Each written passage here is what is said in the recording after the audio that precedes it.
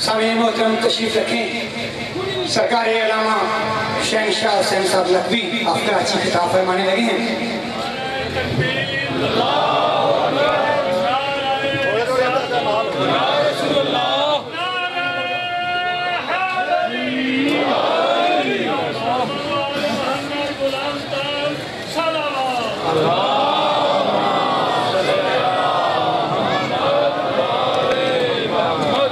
سامعین محترم، سرکار علامہ شہنشاہ حسین نقوی صاحب کی تقریر جو ہے وہ لائیو نہیں چلے گی، اور تمام معززین سے گزارش ہے کہ وہ اپنے کیمروں سے، موبائل کیمروں سے ویڈیو نہ بنائیں، اور اس کی جو سی ڈی ہے وہ سنگیت سانگ سے مل جائے گی بعد میں۔ آپ یہ جو تقریر ہے اس کو یہاں بیٹھ کے سنیں، لائیو بھی نہیں چلے گی۔ مومنین جو باہر سے ابھی آ رہے ہیں وہ جہاں جگہ ملتی ہے پیچھے ہی بیٹھ جائیں، مومنین کو کراس کر کے آگے نہ آئیں، جہاں جگہ ملتی ہے تشریف رکھیں۔ علامہ صاحب کی آمد پر صرف اتنا کہنا چاہوں گا کہ ان کی پیشانی کو بوسے دو، گلے لگا دو، ان کی پیشانی کو بوسے دو، گلے لگا لو، سن کے جو نعرہ علی شاد ہوا کرتے ہیں۔ اور ایک مشورہ دے رہا ہوں کہ آل اطہار کے دشمن سے کرو پرہیز ایسے، آل اطہار کے دشمن سے کرو پرہیز ایسے، جیسے پھینکے ہوئے کتے سے بچا کرتے ہو۔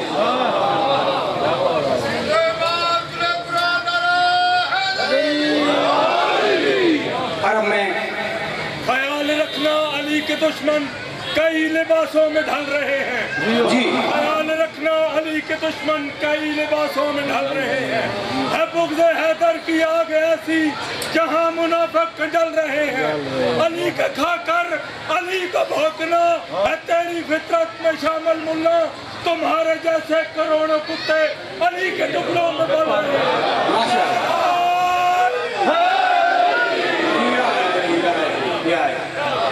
آل محمد کے مداح خانوں کی بزم کا بدر منیر سرکار علامہ سید شہنشاہ حسین صاحب نقوی آپ کراچی آپ سے خطاب فرمائیں گے۔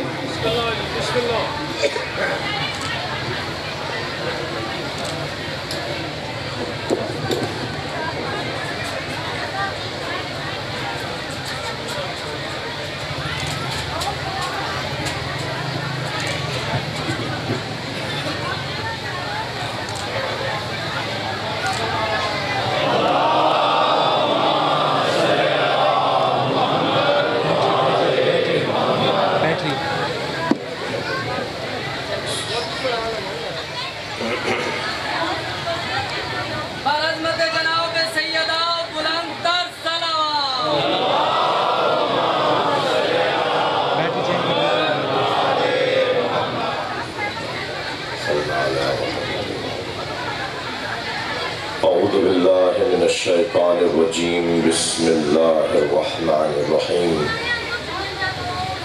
الحمد للہ الذی لا یبلغ مدحتہ القائلون ولا یحصی نعماءہ العادون ولا یعدی حقہ المجتہدون، الذي ليس لصفته حد محدود ولا نعت موجود ولا وقت معدود ولا أجل ممدود، فطر الخلائق بقدرته ونشر الرياح برحمته، الصلاة والسلام على الرسول المسدد المصطفى العمجد المحمود الأحمد، سیدنا و مولانا و مولا الکونین جد الحسن والحسین عانی ابو القاسم محمد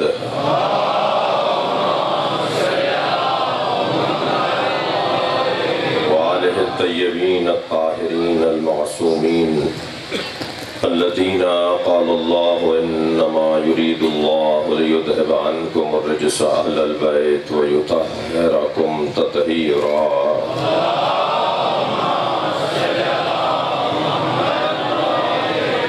ولعن لعنة الله على أعدائهم أجمعين من يوم عداوتهم إلى قيام يوم الدين. أما بعد، قال الحكيم في قرآن الكريم: بسم الله الرحمن الرحيم.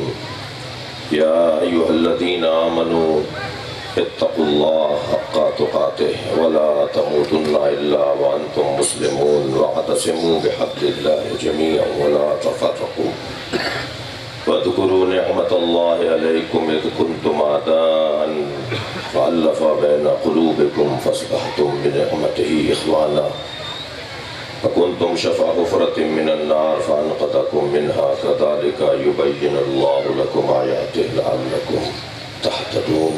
صلوات.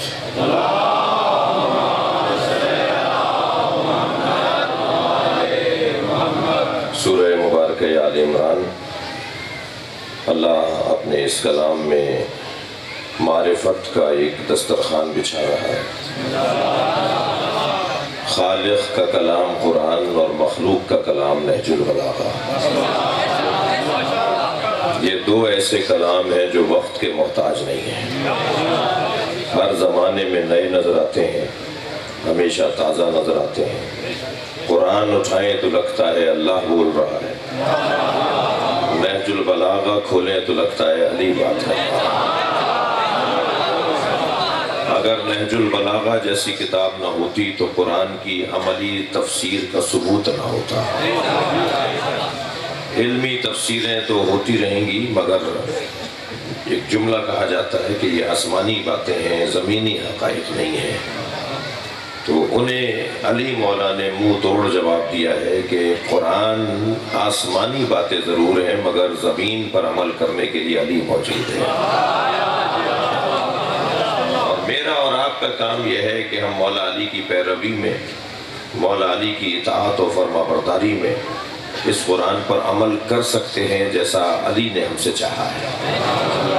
توجہ چاہوں گا آیہ کریمہ بہت ہی، 2 آیتیں ہیں یہ مسلسل جنہوں نے پڑھی ہیں، اور وقت تقریباً 1 گھنٹے سے کم کا ہے میرے پاس کیونکہ اذان ہونی ہے، اور ہمیں تشیع کی اچھی تصویر پیش کرنا بھی شیعہ ہونے کی ضرورت ہے.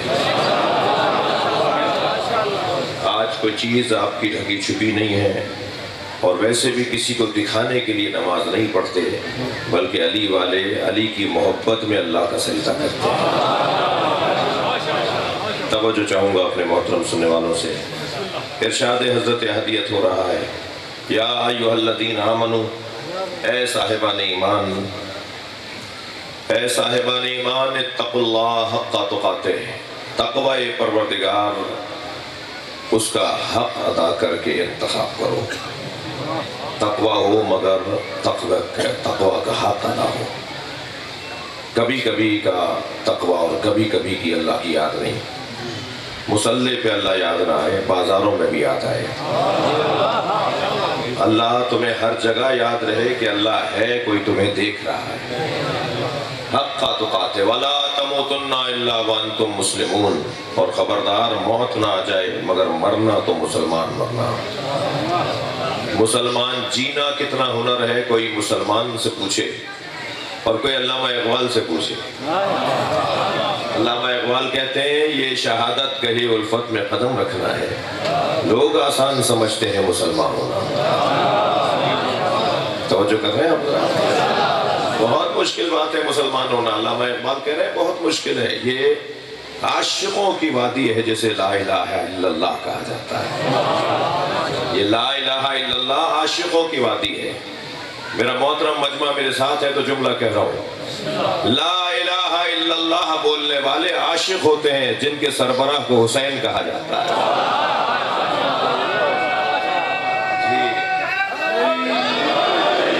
مادریان مرکز پرکار عشق، یہ اس حسین کی ماں زہرا ہے جو عشق کے دائرے کا مرکز ہے.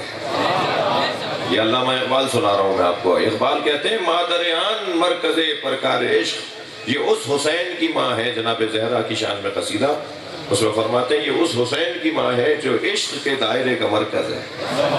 مادریان کاروان سالار عشق، یہ اس حسین کی ماں ہے جو عشق کے قافلوں کا سالار ہے. یہ لا الہ الا اللہ ہر ایک کا کہنا ہر ایک کے بس کی نہیں ہے بولنا. یہ ہم روایتاً عادتاً کی سنت آبا و اجداد سے بولتے آ رہے ہیں، اس لیے بول رہے ہیں، مگر کوئی لطف لے لا الہ الا اللہ کا۔ جی خواجہ معین الدین چشتی رحمت اللہ علیہ نے لا الہ الا اللہ اور علامہ اقبال نے اس کلمہ توحید کو حسین کے بغیر ممکن جانا ہی نہیں، ہو نہیں سکتا کہ لا الہ الا اللہ کی طاقت کو کوئی سمجھے اور حسین سے پیار نہ کرے، اور جتنا حسین سے پیار بڑھے گا اتنا ہی کلمہ توحید لا الہ الا اللہ سمجھ میں آئے گا، اور جتنا کلمہ توحید لا الہ الا اللہ سمجھ میں آئے گا اتنا ہی حسین سے پیار بڑھے گا۔ جی خواجہ معین الدین چشتی رحمت اللہ علیہ کی جو 4 مصرے حد کر دیا، انہوں نے کہتے ہیں کہ اگر یہ 4 مصرے ساری زندگی ہم اس کی تشریح کرتے رہے تو 4 مصرے زیادہ گہرے اور سنگین ہیں اور تشریح ہیں چھوٹی پڑیں گی۔ جی شاہ است حسین بادشاہ است حسین، جی 2 دفعہ حسین حسین بول دیا ایک مصرے میں۔ جی جلدی سے تشریح کر رہا ہوں اپنے بچوں کے لیے، شاہ است حسین بادشاہ است حسین، 2 دفعہ ایک مصرے میں حسین حسین، دی است حسین دی پناہ است حسین، جی دوسرے مصرے میں 2 دفعہ، پہلے میں 2 دفعہ، 4 دفعہ ہو گیا۔ جی سرداد نداد دست در دست یزید، تیسرے مصرے میں یزید کا نام آیا ہے، حسین کا نام ہی نہیں لایا۔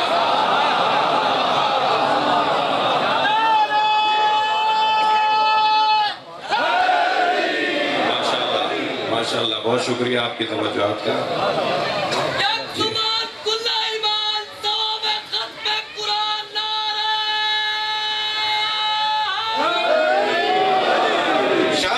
شان حسین ابن علی نہیں ہے کہ حسین کا نام یزید کے ساتھ رکھا جائے۔ یہ جو عرفا ہوتے ہیں نا، یہ جو اہل دل ہوتے ہیں، جو اہل عشق ہوتے ہیں، ان کے ایک ایک کام کے اندر ایک ایک پیغام ہوتا ہے۔ میں اپنے ان بچوں سے بھی کہوں گا خبردار مقایسہ نہ کرو، مولا علی نے سب کیا ضرورت آ رہی ہے مولا علی کے دشمنوں کا ذکر کرنے کی؟ جی ضرورت کیا ہے آپ کو؟ ہمیں مولا کا کام، مولا کی بات، مولا کے فضائل کیا کم پڑ گئے جو کسی اور کی بات کریں؟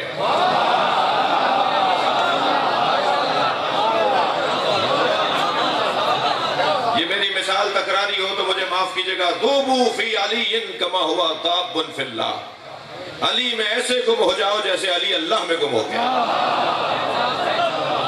اور جب کوئی کسی میں گم ہو جاتا ہے تو اس کے علاوہ اسے کچھ نظر ہی نہیں آتا۔ مولا علی کو اللہ کے علاوہ کچھ نظر نہیں آتا تھا۔ اور پھر مولا نے تو تعجب سے کہا، جب کسی نے کہا کہ آپ نے اللہ کو دیکھا ہے تو گویا غصے کسی کیفیت میں فرمایا بغیر دیکھے اس کی عبادت کیسے کروں گا؟ مگر اللہ ان آنکھوں سے نہیں دیکھا جا سکتا جو خود محدود ہے۔ اللہ کو چشم جان سے دیکھا جائے گا، اللہ کو پورے وجود سے دیکھا جائے گا۔ اپنے وجود کو آنکھ بنا دو تو اللہ تمہیں نظر آئے گا۔ مولا فرما رہے ہیں، اور جو میدانوں میں آپ نے دیکھا کہ ہر میدان میں علی تنہا بھی ایسے لڑتے تھے جیسے لشکر کے ساتھ کوئی لڑتا ہے، اکیلے بھی ہو جاتے تھے تو علی کو ایک بال برابر خوف نہیں آتا تھا۔ جب کسی نے پوچھا بھی کہ اتنا بڑا مجمع تھا، سب چھوڑ کے چلے گئے، آپ اکیلے رہ گئے، توجہ ہے؟ تو بڑے ہی اطمینان سے فرمایا مجھے کیا پریشانی ہے، موت مجھ پہ آ جائے یا میں موت پر چلا جاؤں۔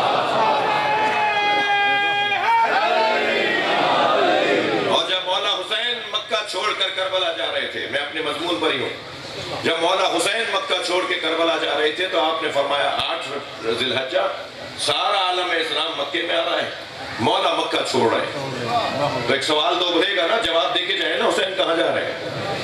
یہ فطرت کے مطابق امامت ہوتی ہے۔ تو امام نے فرمایا عباس جاؤ خانہ کعبہ کی چھت پہ کھڑے ہو کے خطبہ دو۔ اب حضرت عباس نے کعبے کی چھت کو ممبر بنا دیا، اور جیسے آپ کے امام بارگاہ پہ علم لگا نظر آتا ہے ایسے کعبے کی چھت پہ عباس نظر آ رہے تھے۔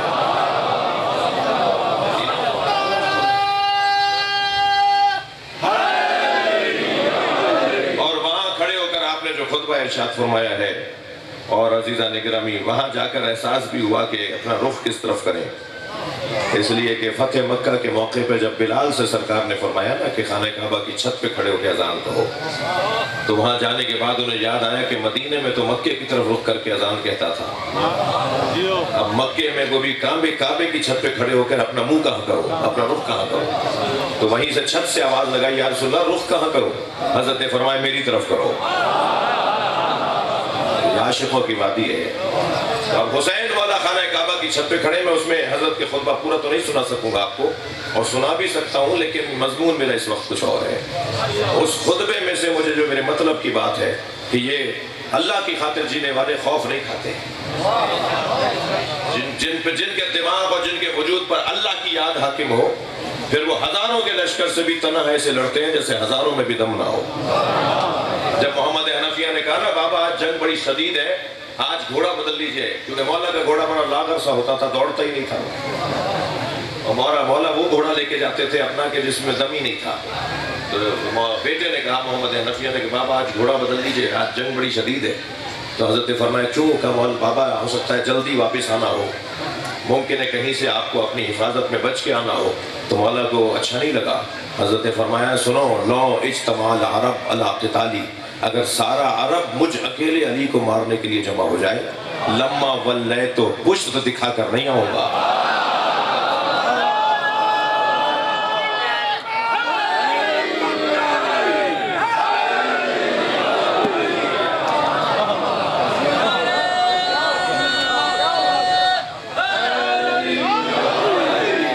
تو وہ جو عاشق ہوتا ہے نا اللہ کا، پھر اس کا یہ رنگ ہوتا ہے، وہ جو عشق الہی میں۔ اب مولا عباس خانہ کعبہ کی چھت پر، مولا حسین سرکار تشریف فرما ہے خیمے کے اندر کرسی پر، اور حضرت نے خطبہ ارشاد فرمایا الحمدللہ الذی شرف ہذا بقدوم ابی، حمد ہے اس اللہ کی جس نے کعبے کو شرف عطا کیا ہے ان کے بابا کے قدموں کی وجہ سے۔ الحمدللہ الذی شرف ہذا، جی مولا آپ کے بھی تو بابا ہیں، نہیں فرمایا مولا عباس نے کہ میرے بابا کے قدموں کی وجہ سے، جو حسین کے بابا ہیں وہ بھی آپ کے بھی تو وہی بابا ہیں، مگر ادب قربان ہو جائے حسین مولا عباس مولا تھا، حسین مولا بیٹھے لہذا نہیں فرما رہے کہ میرے بابا۔ یہ ادب ہے، احترام ہے، بڑے کا احترام ہے۔ الحمدللہ الذی شرف ہذا، دو تین جملے سن لیجئے، اور جو میرے مضمون میں ہے کہ پھر یہ موت سے نہیں ڈرتے، جو اللہ کی خاطر جی رہے ہوتے ہیں، عاشقوں کی وادی۔ فرمایا حمد ہے اس اللہ کی جس نے اسے شرف دیا ہے ان کے بابا کی قدموں کی وجہ سے۔ کانا بالامس بیتن سارا قبلتن، کل تک جو اینٹوں پتھروں کا گھر تھا وہ علی کی وجہ سے قبلہ بنا ہے۔ مولا عباس کے جملے، اور پھر اس کے بعد فرماتے ہیں کہ اللہ اکبر ایتھا الکفرۃ الفجرہ، اے کافرو اے فاجرو۔ مکے میں خطاب ہو رہا ہے، خانہ کعبہ کی چھت پہ کھڑے ہو کے خطاب ہو رہا ہے، حتیم میں احرام باندھے ہوئے حاجی ہیں، یہ بڑا پیغام ہے۔ بہت ساری باتیں ہوتی ہیں وہ کہی جاتی ہیں بیٹے کو، سنائی جاتی ہیں بہو کو، توجہ ہے۔ مولا عباس خانہ کعبہ میں آئے ہوئے احرام باندھے ہوئے مسلمانوں سے بات کر رہے ہیں، اور مسلمانوں کے پیچھے جو سہولت کار ہیں انہیں مخاطب کر رہے ہیں۔ ایتھا الکفرۃ الفجرہ، اے کافرو اے فاجرو، یہاں تو کوئی کافر نہیں ہے، نہیں خانہ کعبہ کے مطاف کے اندر تو کوئی کافر نہیں تھا جہاں طواف ہو رہا تھا، مگر حضرت عباس کیا فرما رہے ہیں؟ اے کافرو اے فاجرو اتصدون طریق البیت الی الامام البررہ، تم نیکوکاروں کے امام پر خانہ کعبہ کا دروازہ بند کر سکتے ہو؟ جملہ سنیں، لولا الحکم الجلیہ و اختبارہ العلیہ، اگر اللہ کا حکمت جلی نہ ہوتی اور لوگوں کی آزمائش میں پڑنے کا خوف نہ ہوتا، جملہ سنے مولا عباس کا، لطار البیت لہ قبل ان یمشی لدہ، تو کعبہ اڑ کر حسین کے قدموں میں جاتا اس سے پہلے کہ حسین آتے۔ صلوات پڑھیں محمد و آل محمد۔ تھوڑا سا آگے آنے کی کوشش کیجئے گا، مجمع تھوڑا سا دوستوں کو تکلیف ہو رہی ہوگی، تھوڑا سا آگے آ جائیے، ایک صلوات پڑھتے ہوئے جگہ بنائیے۔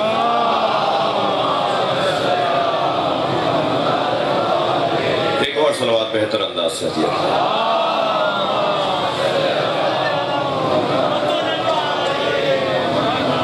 تو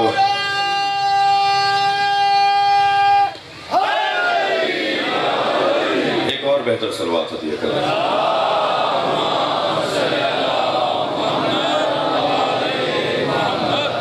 توجہ کر لیا آپ نے؟ اس میں جو مولا کا جو میرے مطلب یعنی میرے مضمون کا جملہ تھا، 32 جملے مولا عباس کے اس خطبے کے اندر، کبھی توفیق ہوگی تو اس کو پڑھیں گے۔ اس میں فرماتے ہیں کہ انتم فی غلطۃ الذی وقعت فیہ القریش، تم بھی ایک غلط فہمی کا شکار ہو۔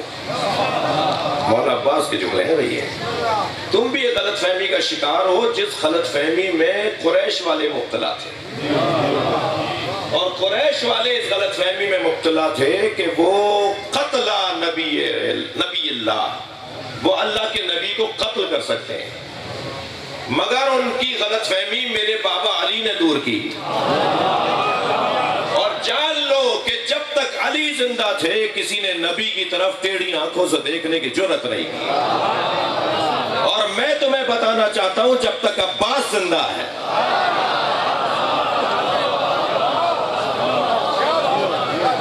حسین کی طرف کوئی ٹیڑھی آنکھوں سے نہ دیکھے۔ ہاں، اور اب جملہ جو میرے مطلب کا میرے مضمون کا فرماتے ہیں، اتخافون قوما، تم اس قبیلے کو بالموت، موت سے ڈراتے ہو۔ اتخافون قوما بالموت، تم اس قبیلے کو موت سے ڈراتے ہو۔ جی توجہ، تم اس قبیلے کو موت سے ڈراتے ہو کہ کانا یلعب بالموت فی الطفولیہ کیف کانا فی الرجولیہ، جو بچپنے میں موت کی کلائی کو توڑتے تھے وہ جوانی میں کیا ہوگا؟ صلوات پڑھیں محمد و آل محمد۔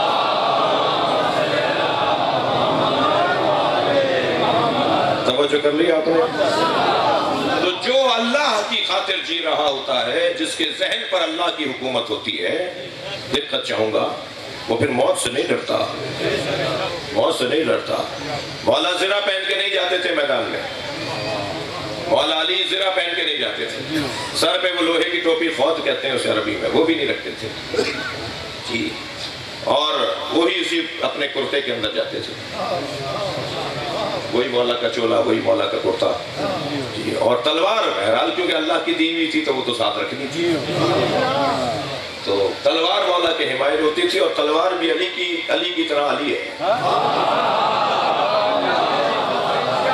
یہ میں نہیں کہہ رہا، یہ جبریل نے کہا ہے، لا فتح الا علی، لا سیف الا ذوالفقار۔ جی تلواریں تو بہت تھیں، ہر ایک کے ہاتھ میں تلوار تھی، کارخانے لگے ہوئے تھے اس وقت تلوار بنانے کے، ایسا نہیں ہے کہ تلواریں نہیں تھیں، مگر جو تلوار اس تلوار کے پیچھے چلے وہ تلوار ہے، جو اس کی اطاعت میں رہے اللہ اسے تلوار مانے گا، ورنہ وہ دہشت گردی ہوگی، شدت پسندی ہوگی، وہ فساد ہوگا۔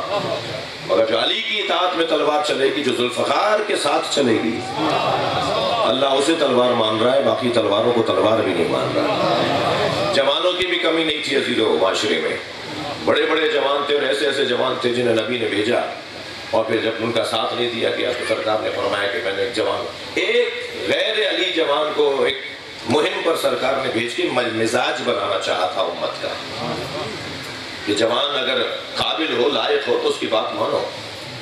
اور بزرگوں سے جملہ کہوں گا، حضرت ابو طالب کو راضی کیا کریں اپنے معاشرے کے قابل جوانوں کی قدر کر کے،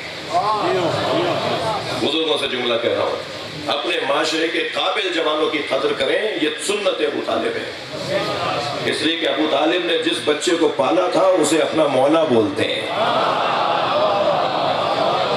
جی۔ جوان اگر محمد مصطفیٰ اور علی جیسا ہو تو ابو طالب جیسا سردار بھی کہتا ہے قم یا سیدی و مولائی وقل ما شئتا، اے میرے سید، اے میرے مولا۔ انہیں جنہیں گود میں پالا تھا انہیں نبی کو کہہ رہے ہیں کھڑے ہو جاؤ میرے سید، کھڑے ہو جاؤ میرے مولا، اور وہی کہو جو تم چاہتے ہو۔ اور کتابت ذوالعشیرہ میں حضرت کا خطاب، غرض بات مولانا آ گئی ہے تو میرا دل کر رہا ہے کہ ذرا سا تھوڑی دیر جنگ میں رہے مولا کے ساتھ، مولا کی رکاب میں مولا کے ساتھ جنگ میں رہے. توجہ ہے نا. البتہ ایک جملہ غلط فہمی ایجاد کر سکتا تھا جو ہو گیا زبان سے، تو اسی لیے تکرار کر رہا ہوں کہ مولا کی ہم رکابی میں ہمیں جنگ میں رہنا ہے. ابھی جنگ چل رہی ہے، جنگ ختم نہیں ہوئی ہے. علی مولا کی تلوار کے اوپر 2 جملے لکھے ہوئے تھے، وہ سنا دوں. مولا علی کی تلوار پہ حق ہوئے ہوئے تھے، کندہ ہوئے ہوئے تھے جملے. وہ حضرت فرماتے ہیں، حضرت کے جملے ہیں اب نہیں معلوم، مگر علی کی تلوار ذوالفقار پہ وہ 2 جملے لکھے ہوئے تھے. علی کے ہاتھ میں تو علی کی تھے، تو اس میں ایک جملہ تو تھا کہ سل من قطعک، جو رشتہ دار تعلقات توڑے تم اس رشتہ دار سے تعلقات بنائے رکھو. یہ کوئی ہنر نہیں ہے کہ انہوں نے شادی میں بلایا تھا تو میں بھی بلاؤں گا، انہوں نے نہیں بلایا تو میں بھی نہیں بلاؤں گا. اگر خونی رشتہ دار ہے وہ آپ کو بلائے یا نہ بلائے، آپ کو بلانا ہے. یہ علی کی تلوار پہ لکھا ہوا ہے. نافرمانی کرنے والے دوبارہ سنیں، علی کی تلوار پہ لکھا ہوا ہے. صلوات پڑھیں ذرا محمد و آل محمد. یہ کوئی ہنر نہیں ہے کہ ان رشتہ داروں سے تعلقات ہو کہ جو رشتہ داریاں نبھاتے ہیں. ہنر یہ ہے کہ ان رشتہ داروں سے تعلقات جوڑے جائیں جو تعلقات توڑتے ہیں. ہمیں روزانہ مولانا سننے کو ملتا ہے کہ ہمارا رشتہ تو ہم سے تعلقات بناتا نہیں ہے، وہ تو ہمیں بلاتا نہیں ہے، وہ بدتمیزی کرتا ہے. ہم کیا کریں؟ کب تک برداشت کریں؟ تو مولا علی کے چاہنے والے یہ باتیں نہیں کریں گے. علی کے چاہنے والوں کا پیغام یہ ہے، علی کے چاہنے والوں کو پیغام یہ ہے کہ ان رشتہ داروں سے دوستی رکھنا جو رشتہ داری توڑتے ہو. میں کہتا ہوں کہ 2 یا 3 مثالوں سے زیادہ کی ضرورت نہیں پڑے گی. انہیں احساس بھی ہو جائے گا، وہ معافی بھی مانگیں گے، وہ پشیمان بھی ہو جائیں گے. بہت زیادہ ضدی بھی ہو تب بھی مولا کی خاطر کرتے رہیے، مولا علی کی خاطر کرتے رہیے، چاہے وہ ضدی ضد پر ڈٹا ہوا ہے. آپ نے 10 دفعہ بھی بلا دیا، اس نے 1 دفعہ بھی نہیں بلایا، کوئی بات نہیں، ہم بلاتے رہیں گے. وہ ہمیں جواب اچھا نہ دے، ہم سلام کرتے رہیں گے. یہ مولا علی کا پیغام ہے اور ذوالفقار پہ لکھا ہوا ہے. دوسرا جملہ فرماؤں، عرض کروں آپ سے کہ دوسرا جملہ مولا کا کیا لکھا ہوا ہے. مولا تلوار پر لکھتے ہیں یا مولا کی تلوار پہ لکھا ہوا ہے، جملہ محسوس کریں گے. مولا فرماتے ہیں من لم یرحم لا یرحم، جو کسی پہ رحم نہیں کرتا اس پہ بھی رحم نہیں ہوتا. صلوات پڑھیں ذرا محمد و آل محمد.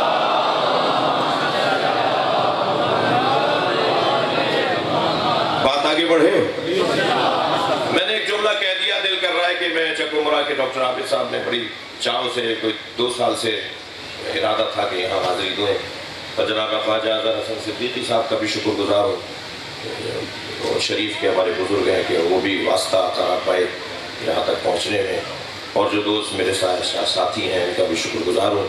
عزیزو، علی کی تلوار بھی علی ہے. مولا صادق سے کسی نے پوچھ لیا لما سمیا ذوالفقار ذوالفقار، ذوالفقار کو ذوالفقار کیوں کہا گیا ہے؟ ایسے نہیں ہے، ایسے تھوڑا گردن ہلا دیجئے. ذوالفقار کو مولا صادق سے پوچھا گیا ذوالفقار کو ذوالفقار کیوں کہا گیا ہے؟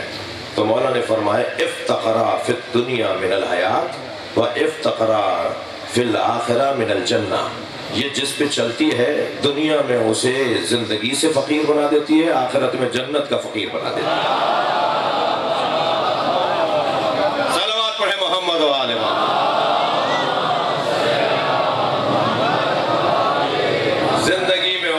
زندگی دنیا میں اس کی زندگی چھین لیتی ہے اور آخرت میں اس کی جنت چھین لیتی ہے. علی کا مارا ہوا جنت میں جائے گا کیا؟ توجہ ہے. تو بات یہ تھی کہ عشق کی وادی کے اندر شاہ ہست حسین، بادشاہ ہست حسین، دی ہست حسین، دی پناہ ہست حسین. کتنی دفعہ حسین حسین؟ 4 دفعہ. 4 نہ 2 مصروں میں 4 دفعہ. تیسرے مصرے میں نام لیا ہے زرداد نداد دست در دست یزید، اس لیے کہ اس تیسرے مصرے میں یزید کا نام ہے، حسین کا نام نہیں ہے. تو چوتھے مصرے میں 1 دفعہ حسین بولیں گے تاکہ پنجتن کا مطلب سمجھ میں آ جائے.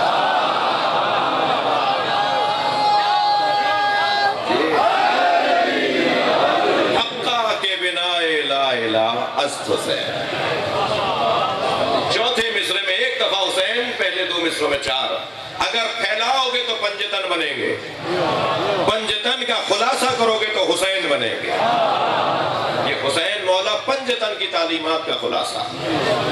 اور کس انداز سے فرما رہے ہیں 4 مصرے میں, حقا کہ لا الہ, حقا کہ بنا لا الہ است حسین. جی کلمہ آدھا پڑھا ہے معین الدین چشتی رحمۃ اللہ علیہ. حقا کے بنا لا الہ, لا الہ تو کلمہ نہیں ہے ہمارا کلمہ تو لا الہ الا اللہ ہے. تو اگر معین الدین نے پورا کلمہ پڑھا ہوتا تو بحر سے نکل جاتا اور مصرع خراب ہو جاتا.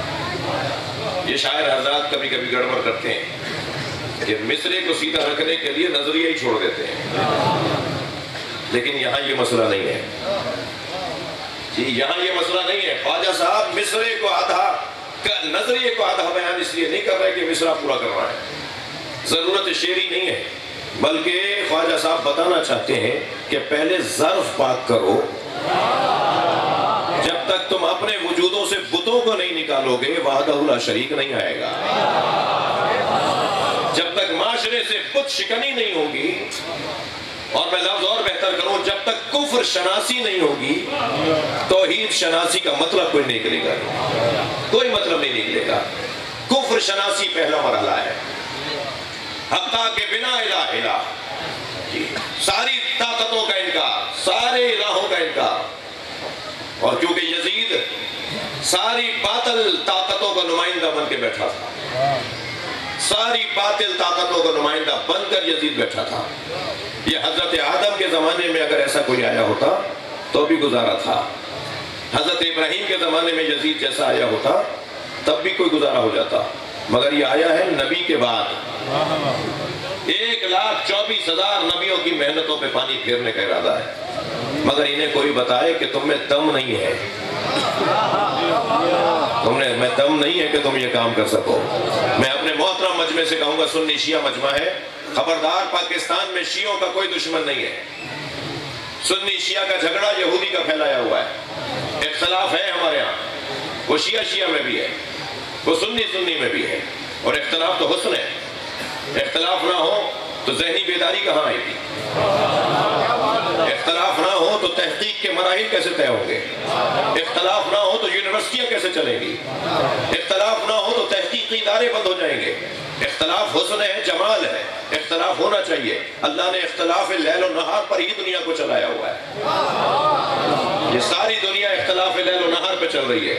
تو اختلاف بری چیز نہیں ہے, جھگڑا بری چیز ہے, لڑائی نہیں ہونی چاہیے. حسن یہ ہے کہ میں آپ سے اختلاف رائے کروں, آپ مجھ سے کریں, مگر انتہائی وقار کے ساتھ, انتہائی اطمینان کے ساتھ, اور بہت ہی مؤدب اور مہذب الفاظ کے ساتھ ہم ایک دوسرے سے اختلاف کریں. یہ حسن ہے. ایسے ہی ہے عزیزان گرامی, کوئی ہمارا دشمن نہیں ہے پاکستان کے اندر. خبردار, مخصوص ذہنیت کے لوگ, ایک ٹولہ ہے جو سنیوں کو بھی پسند نہیں کرتا, شیعوں کو بھی پسند نہیں کرتا. جو سنی ملنے ملانے کی بات کرے ان کے نزدیک وہ بھی برے ہیں, جو شیعہ اتحاد کی بات کرے ان کے نزدیک وہ بھی برے ہیں. ان لوگوں کے لیے میں ایک جملہ کہنا چاہتا ہوں جو سنی نہیں ہے, جو سازشکار ہیں اور کہیں اور سے تنخواہ لیتے ہیں, اور تنخواہ زیادہ کھا گئے ہیں اور کام پورا نہیں کر پائے.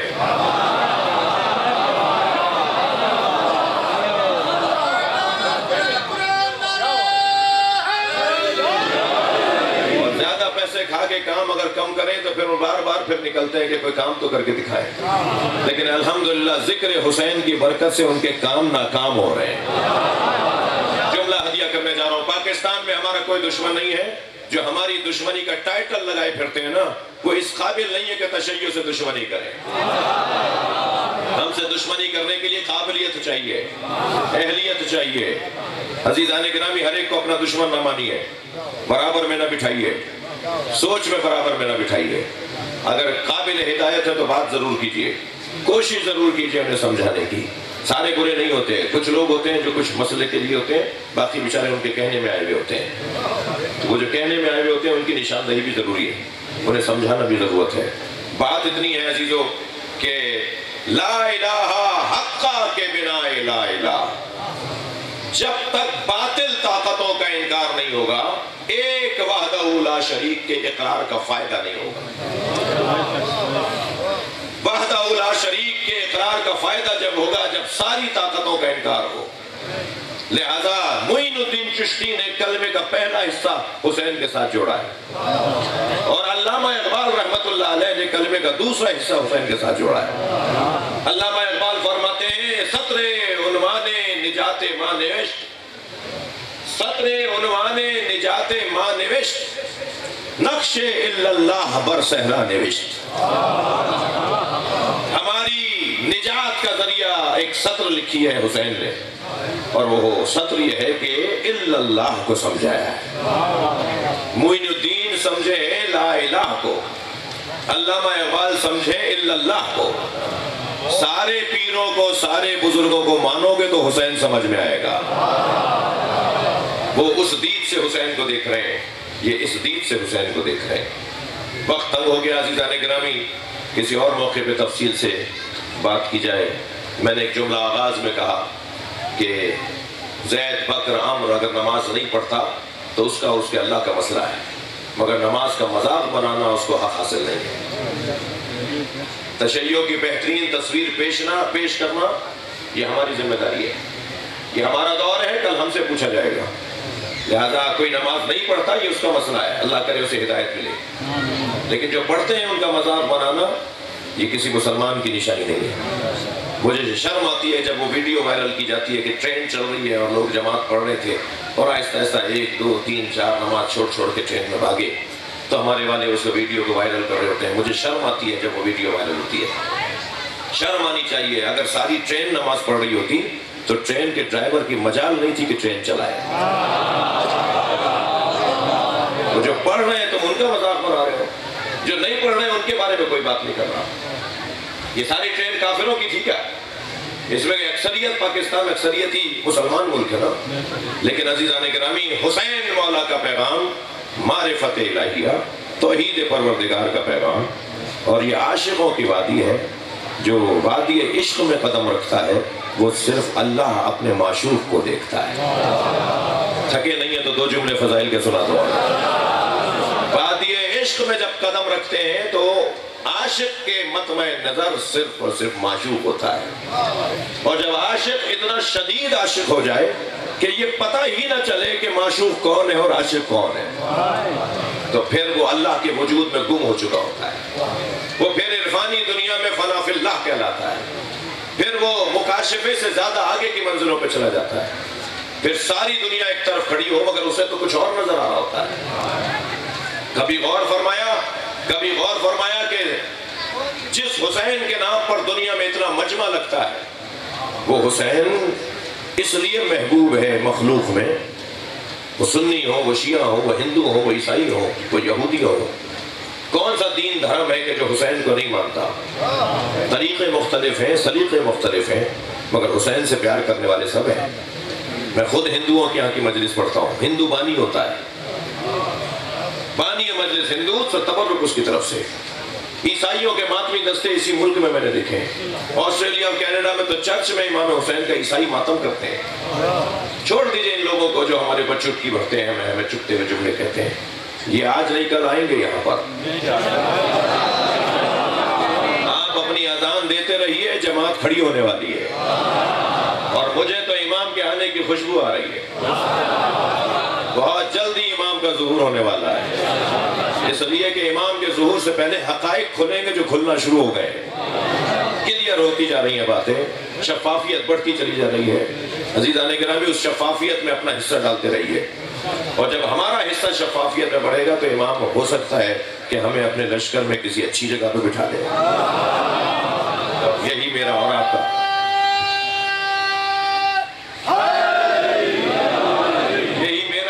مقصد ہے، یہی میرا اور آپ کا مطلب ہے۔ بس عزیزو توجہ چاہوں گا آپ سے، بات اتنی کر کے گزروں کہ کبھی غور کیا میرے بچوں نے، جوانوں نے، کہ حسین کے نام پہ اتنا مجمع کیوں لگتا ہے؟ اس لیے کہ کربلا میں حسین اکیلے کھڑے تھے۔ جو اللہ کی خاطر اکیلا کھڑا ہو جائے پھر اللہ اسے اکیلا نہیں رہنے دیتا، پھر ساری دنیا اسی کا گن گاتی نظر آئے گی۔ آپ نے دیکھا کہ نجف سے کربلا کا سفر کروڑوں کی تعداد میں لوگ ہیں جو اس راستے پہ چلتے ہیں، مشی کر رہے ہوتے ہیں، اس لیے کہ اس راستے پہ امام زمانہ چلتے ہیں، اس راستے پہ امام صادق چلے ہیں۔ پہلے جد علی کو سلام کرتے تھے، پھر وہاں سے پیدل جاتے تھے امام حسین کو سلام کرنے، حتیٰ جب قبر نزدیک آئی نا تو امام صادق زمین پر بیٹھ گئے اور کچھ دیر تک ایسے چلے جیسے بچہ گھٹنیوں چلتا ہے۔ تو ایک چاہنے والے نے پوچھا کہ مولا آپ کی عاجزی حسین کی بارگاہ میں، آپ بھی تو امام ہیں اور حسین بھی امام ہیں، سنیں گے؟ تو امام نے فرمایا ہمیں امامت پہ تصدق حسین ملی ہے، اگر ہم امام بنے ہیں تو اس لیے کہ ہم حسین کی اولاد ہیں۔ اللہ اکبر! یہ حسین مولا کی قربانی ہے کہ ائمہ اہل بیت تسعۃ من ولد الحسین، حسین کی نسل میں ائمہ اہل بیت ہیں، امام حسن کی نسل میں نہیں ہے۔ تمام تر ادب احترام ہماری جان قربان، ناموں پر جانے قربان، مگر کبھی غور فرمایا کہ امامت کا سلسلہ امام حسن کے ہاں نہیں ہے، امامت کا سلسلہ حسین کے ہاں ہے، اس لیے کہ حسین بھی تو حسین ہے نا۔ 14 میں حسن 4، علی 4، محمد، مگر حسین ایک ہی ہے، حسین ہے۔ چلیے اپنے ذہنوں کو کربلا لے چلیے، کون سی مصیبت کی طرف آپ کی توجہ دلاؤں؟ مجھے ایک مصیبت آج بیان کرنے کا سوچا ہے، جب حسین گھوڑے سے گر رہے تھے۔ عزاداروں، رخصت تو علی اکبر بھی ہوئے اور بیویوں نے رخصت کرتے وقت ایسے رخصت کیا جیسے جوان کی میت بھرے گھر سے اٹھ رہی ہے، مگر علی اکبر کے جانے پر یہ تسلی تھی کہ ابھی حسین زندہ ہے۔ مگر جب حسین مولا جا رہے ہیں نا تو اب بیویوں کو یہ احساس ہے کہ اب ہمارا کوئی بڑا نہیں رہا، لہذا امام حسین کے گرد حلقہ بنایا ہوا تھا، پر ہر ایک بیوی امام سے علیحدہ بات کرنا چاہتی تھی۔ رونے والوں، ایک چھوٹی بیوی ہے جو دامن نہیں چھوڑتی ہے، بار بار دامن پکڑ کے کہتی ہے بابا ہماری غربت پہ رحم کرے، ہماری غربت پہ رحم کرے۔ کیسے اپنی بچی کو رخصت دی ہے امام حسین نے، اس کا بیان بہت مشکل ہے، مگر گھوڑے پر بیٹھ کر جب میدان کربلا میں آئے نا، سخت جملے ہیں عزاداروں، تو امام نے بہت دیر تک تو دشمن کو اپنے جوہر شجاعت دکھائے ہیں۔ جب اتنا جوہر شجاعت حسین نے دکھا دیا کہ یزیدی لشکر کے سپاہی دوڑ دوڑ کر کہتے تھے بھاگو حسین آ رہے ہیں، وہاں سے بھاگتا ہوا آتا تھا، کہتا تھا حسین وہاں ہے، ادھر والا کہتا تھا حسین یہاں ہے۔ یہ کیفیت تھی کربلا کے میدان میں۔ پھر آوازیں آنے لگی علامان ہمیں بچاؤ، یہ ایک دوسرے پہ تلواریں چلانے لگے، غلطیاں کرنے لگے میدان میں۔ جب امام نے یہ منظر دیکھا نا تو گھوڑے کی پشت پہ کھڑے ہو گئے اور پھر نہر کی طرف رک کر کے کہا عباس اٹھو، اپنے اکیلے مولا کی جنگ دیکھو، کوئی نہیں رہا جو مجھے کہے کہ میں کیسی جنگ کر رہا ہوں۔ اے میرے شہسوارو اٹھو، اپنے اکیلے مولا کی جنگ دیکھو۔ اور پھر ایسا بھی وقت آیا کہ امام حسین کو آواز آئی یا ایتھا النفس المطمئنہ ارجعی الی ربک راضیۃ مرضیہ، اے نفس مطمئنہ اپنے رب کی طرف پلٹا۔ اب حسین ہے جو اللہ سے ملاقات کے لیے سجدے کی تلاش میں، اب کیا کریں کہ سجدے میں سر رکھیں کہ ایک مرتبہ تیر آنا شروع ہوئے، نیزے آنا شروع ہوئے، کوئی نیزہ چبھا کے جاتا تھا اور کوئی پتھر مارتا تھا۔ حسین پھر بھی گھوڑے سے گر نہیں رہے تھے تو عمر سعد نے آواز دی اے ہرملا حسین کو گھوڑے سے گرا دے۔ اس نے تیر مارا ہے حسین کے سینے پر، اور یہ وہی تیر ہے جو علی اصغر کو مارا، یہ وہی تیر ہے جو عباس کے مشق میں مارا، اور یہ تیر حسین کی کمر سے نکل رہا تھا۔ امام نے بہت چاہا کہ تیر نکالے مگر تیر سینے سے نکل نہیں رہا تھا، تو امام نے اس کی ڈنڈی کو توڑا اور پھر گھوڑے سے کہا اب مجھ سے تیری پشت پہ بیٹھا نہیں جا رہا۔ حسین ڈگمگانے لگے، کبھی دائیں گرنے لگتے ہیں اور پھر اس طرف اشارہ کر کے کہتے ہیں لا واللہ مجھے نہیں چاہیے. جب مختار کے دربار میں ایک سپاہی نے کہا نا کہ آخری وقت میں ان لوگوں میں تھا جو حسین کے گھوڑے کے قریب تھے, حسین گرتے گرتے اشارہ کرتے تھے مجھے نہیں چاہیے, مگر ہمیں کوئی نظر, ہم ہی تو تھے, ہمیں کوئی نظر نہیں آ رہا تھا کون حسین کو کیا دے رہا تھا. جو حسین کہتے تھے مجھے نہیں چاہیے, دوسری طرف گرنے لگتے تھے تو پھر وہاں کہتے تھے مجھے نہیں چاہیے, لا واللہ لا واللہ مجھے نہیں چاہیے. مختار کے دربار میں جب اس نے یہ جملے کہے تو مختار رونے لگے. میں نے آیت اللہ فاطمیہ سے حرم حضرت معصومہ میں یہ مصائب سنے تھے. ایک عارف, ایک اللہ کا ولی عالم ہے جس سے یہ جملے میں نے سنے تھے جو میں آپ کو ہدیہ کر رہا ہوں. وہ کہنے لگے ذرا معرفت کی نگاہوں سے دیکھو, جب حسین گرنے لگتے تھے زہرا آگے بڑھ کے کہتی تھی میری گود میں آ جاؤ, اور حسین کہتے تھے اماں یہ میرا امتحان ہے, اماں مجھے خود گرنے دیجئے. کبھی نبی بڑھ کے کہتے تھے میری گود میں آ جاؤ, اور حسین کہتے تھے نانا میرا امتحان ہے. جب نانا نے اور ماں نے پیچھے ہٹ کر حسین کو گرنے دیا تب حسین زمین پر آئے, گھوڑے نے گھٹنے ٹیک دیے. حسین زین سے زمین پر آئے, پسر سعد نے کہا خبردار, حسین نے گھوڑا چھوڑ دیا ہے, گھوڑے کوئی تیر نہ مارے. میں نے بچپن میں نبی کو اس پہ بیٹھے دیکھا ہے, اسے پکڑ کر لاؤ, میں تبرک کے طور پر اپنے گھوڑوں میں سے رکھوں گا. میں اس پہ سوار نہیں ہوں گا اس لیے کہ نبی اس پہ بیٹھتے تھے. رونا اس کا ہے کہ تمہیں نبی کی سواریاں یاد نہیں رہی, تمہیں نبی پر بیٹھنے والا حسین یاد نہیں رہا. عزادارو 80 سپاہیوں کو ذوالجناح نے زخمی کیا. آگے بڑھتے تھے دو چار کر کے, مگر گھوڑا انہیں زخمی کر دیتا تھا. جب 80 سپاہی زخمی ہو گئے پھر پسر سعد کی آواز آئی چھوڑ دو دیکھو کرتا کیا ہے. جب سپاہی پیچھے ہٹے نا تو گھوڑے نے دائیں بائیں دیکھنا شروع کیا. اسے اندازہ ہوا کہ حسین سے دور ہو گیا ہے, یہ اپنی حفاظت میں اپنے آپ کو بچا رہا تھا تو دور ہٹ گیا ہے, تو دوڑا اسی طرف جہاں حسین کو اتارا تھا. اور سنیں گے ایسے پیر مار رہا تھا جیسے ماتم کر رہا ہو, گلے سے ایسے آواز نکال رہی تھی جیسے جانور ذبح ہوتا ہے تو آواز آتی ہے. اور پیر مارتا ہوا پہنچا ہے اس جگہ جہاں لاشیں بکھرے ہوئے تھے.